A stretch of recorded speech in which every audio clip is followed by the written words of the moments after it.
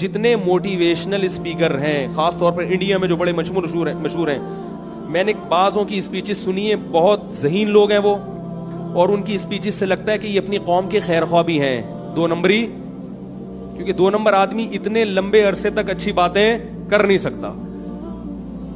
تو مجھے ایک اسپیکر ہیں، ان کا نام لینے میں بھی کوئی حرج نہیں ہے، سندیپ نام ہے ان کا، 2-4 میں نے ان کی اسپیچز سنی ہیں، بڑی اچھی اسپیچز کرتے ہیں. جب میں نے ان کی اسپیچز سنی تو مجھے حضرت خالد ابن ولید رضی اللہ تعالیٰ عنہ کا خیال آیا. حضرت خالد ابن ولید رضی اللہ تعالیٰ عنہ بڑے غیرت مند، آپ صلی اللہ علیہ وسلم نے ان کو پیغام بھیجا کہ خالد سے کہو کہ تم اتنے ذہین اور سمجھدار ہو کر ابھی تک اسلام تمہاری سمجھ میں نہیں آیا، یہ بات ہماری عقل میں، بولو بھائی، میں بامانہ ترجمہ کر رہا ہوں حدیث، اس کو ہم یوں کہہ سکتے ہیں پنجابی میں کہ بھائی ساڑی عقل چ یہ بات نہیں آتی، اتنے ذہین ہو کے. تو میں نے ان کی اسپیچز سنی، میں نے کہا یار اتنے ذہین آدمی کو اسلام سمجھ میں، بولو بھائی، نہیں آتی. تو جتنے یہ اسپیکرز ہیں ان تک کاش میری کوئی یہ دعوت، میری کیا علماء کی دعوت پہنچا دے، بھائی تم تعصب کی سے بالاتر ہو کر اسلام کا مطالعہ کرو، تمہاری اسپیچز میں اللہ کی قسم جان پیدا ہو جائے گی.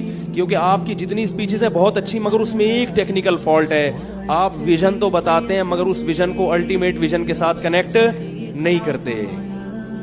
بات آ رہی ہے سمجھ میں؟ الٹیمیٹ ویژن کیا ہے؟ آخرت. جب آخرت سامنے ہوتی ہے تو مرتے ہوئے جب پیچھے زندگی کی طرف دیکھتا ہے نا انسان، تو اگر اچھی زندگی ہو تو پھر خوش ہوتا ہے، اور اگر بری زندگی ہو تو پریشان ہوتا ہے. آخرت سامنے نہیں ہے تو یہ اکثر موٹیویشنل اسپیکر جو مثال دیتے ہیں نا کہ جب مرتے ہوئے دیکھیں کہ میں کامیاب زندگی گزاری تو یا اچھی زندگی گزاری، کامیاب گزاری ہے تو میں خوش ہوں گا اور بری گزاری ہے تو میں پریشان ہوں گا. اللہ کی قسم نہ وہ خوش ہوگا نہ وہ پریشان، وہ کہے گا جو گزرنی تھی گزر گئی، اب تو ختم ہو رہا ہوں نا. انسان فیوچر کا سوچ کے خوش ہوتا ہے، پاس کا سوچ کے کبھی بھی خوش نہ غمزدہ ہوتا ہے نہ خوش ہوتا ہے. اس کی مثال دے کے بات ختم کرتا ہوں. دیکھو پھانسی کے پھندے پہ ایک آدمی کو لٹکنا ہے، 10 سال سے وہ جیل کی کوٹری میں پڑا ہوا ہے اور اس کو بتایا گیا ہے کہ کل تم نے پھانسی کے پھندے پہ لٹکنا ہے. آج جب لٹکنے سے 1 گھنٹہ پہلے اس کو بتایا گیا کہ تمہاری رہائی کا آرڈر ہو چکا ہے، اب وہ ماضی کو دیکھ کے پریشان ہوگا جو 10 سال جیل میں گزارے ہیں، یا فیوچر کو دیکھ کے خوش ہوگا؟ وہ کہے گا جیسے تیسے گزر گئے، آگے کیا ہو رہا ہے میرے لیے، آگے زندگی اچھی ہے.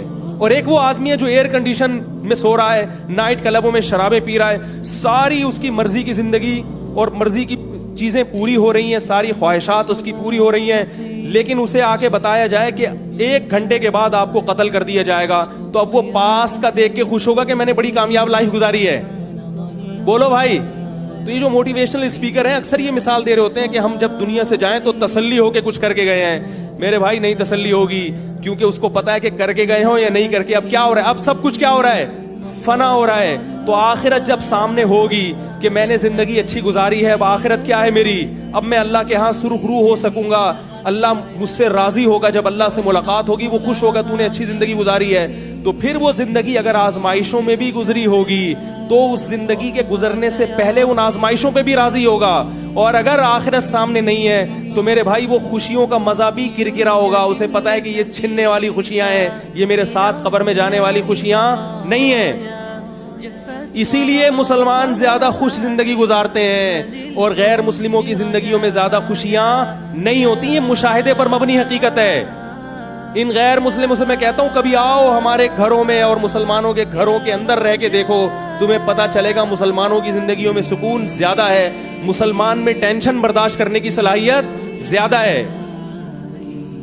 کیونکہ ہمیں دعا سکھائی ہے جب کوئی غم پہنچے، انا للہ و انا الیہ راجعون، ہم اللہ کے غلام ہیں، گاڈ کو حق ہے کہ وہ اپنے غلام کے ساتھ جیسا چاہے سلوک کرے، وَإِنَّا إِلَيْهِ رَاجِعُونَ. اور مر کے ہم نے جانا کس کے پاس ہے؟ اللہ کے پاس. اس غم کا وہ ہمیں نعم البدل دے دے گا، دنیا میں نہیں تو آخرت میں مل جائے گا.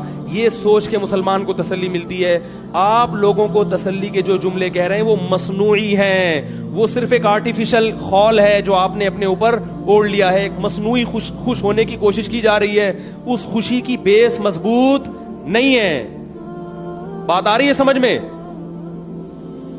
उस खुशी की बेस मजबूत नहीं है। रसूलुल्लाह सल्लल्लाहु अलैहि वसल्लम ने फरमाया कोई कांटा भी तुम्हें चुभता है तो उसका क़यामत के दिन अल्लाह नेमुल बदल देगा, बदला मिलेगा क़यामत के दिन। तो जब तक आखिरत सामने नहीं होगी ये दुनिया भी आपकी सुकून में नहीं गुजरेगी, और आप अपनी पैदाइश का मकसद ही आपके सामने नहीं होगा, तो मेरे भाई फिर जो आदमी मकसद से ही हट जाए वो कहां से सुकून हासिल कर सकता है। और मजहब को छोड़कर और जो तबाहियां हो रही हैं वो अलग हैं। वो तबाहियां की तो एक देखो ना, इंडिया की अदालत ने क्या किया है, शादीशुदा औरत के लिए ज़िना को अलाउ कर दिया, गे मैरिज को अलाउ कर दिया। ये मुआशरा तबाही की तरफ नहीं जाएगा। क्यों? उन्होंने अपने लिहाज से सही किया है, इसलिए कि उनके पास कोई लॉ और कानून है ही नहीं, वो गॉड को मानता ही नहीं है।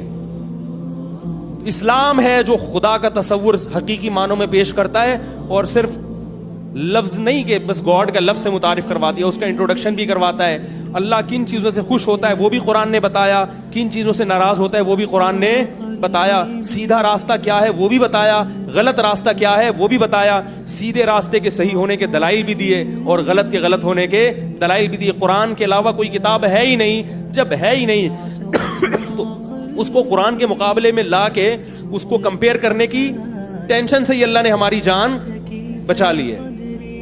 अल्लाह से दुआ है कि अल्लाह मेरे ईमान को भी मजबूत करे और मौत तक सीधे रास्ते पे चलने की तौफीक दे, और आप हजरात को भी।